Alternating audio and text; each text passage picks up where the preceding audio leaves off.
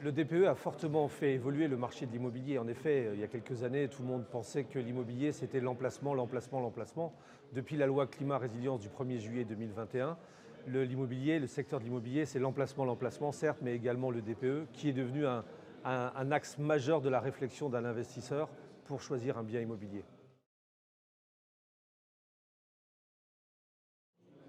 Alors le DPE est devenu un des diagnostics majeurs de la réflexion des investisseurs immobiliers dans le choix d'un bien, à la fois soit pour l'acquérir bien entendu, mais également pour le louer. Ce DPE a une durée de validité généralement de 10 ans, parce qu'il y a quelques exceptions, mais il est réalisé uniquement par des personnes certifiées, donc des diagnostiqueurs qui sont agréés par le biais d'une certification, qui enregistrent ce DPE à l'ADEME, et ce DPE fait foi dans un acte de vente ou de location pour à la fois comprendre comment fonctionne un bien immobilier d'un point de vue énergétique, quelle est la consommation possible de cet actif immobilier, et puis surtout où on va en termes de consommation d'énergie et de marque carbone.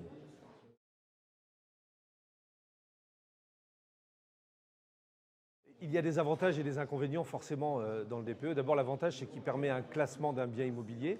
Certains diront assez limité parce qu'en effet on a 7 rankings A, B, C, D, E, F, G. G, F et E sont plutôt des biens très énergivores et A, B, C plutôt des biens à une qualité d'étanchéité et de faible consommation avérée. Alors c'est une tendance de consommation. Certains critiqueront le DPE parce qu'ils diront que ce n'est pas une consommation réelle.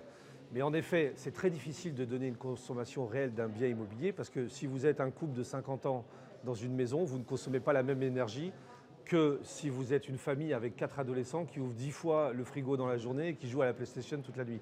Donc forcément, le DPE a une limite, ce n'est pas de la consommation réelle, mais il a un gros avantage, c'est qu'il donne une tendance, et vous savez que quand vous allez acheter un bien immobilier, ou quand vous allez louer un bien immobilier, en fonction de son classement, vous avez un impact forcément sur votre coût de la consommation d'énergie.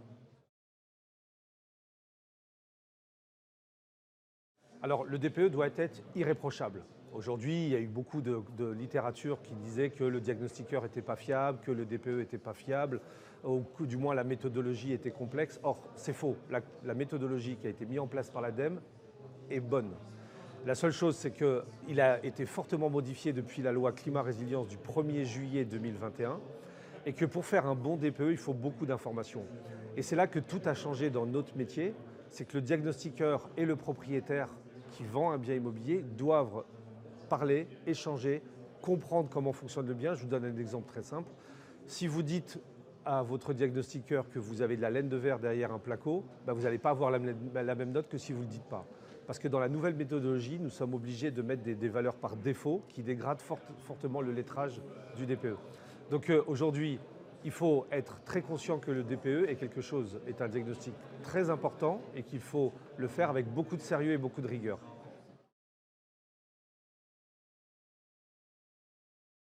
Alors, la profession des diagnostiqueurs est une profession très jeune. Nous avons 20 ans.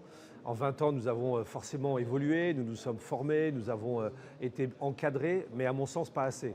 Et il faut que les pouvoirs publics, avec qui nous discutons régulièrement, se rendent bien compte qu'il faut que nous allions plus loin. Alors, nous, à la CDI FNIM, nous militons pour un encadrement via une carte professionnelle très stricte, qui permet aussi de contrôler si le diagnostiqueur est bien assuré, s'il est bien à jour de ses certifications. Mais à côté de ça, nous demandons, et nous avons fait des propositions très concrètes au ministre, de la création d'une véritable filière professionnelle avec une véritable convention collective et un vrai diplôme. Vous imaginez qu'aujourd'hui, nous faisons plus de 3 millions de diagnostics en France et que les gens qui sont habilités pour faire ce diagnostic n'ont même pas un diplôme reconnu par l'État.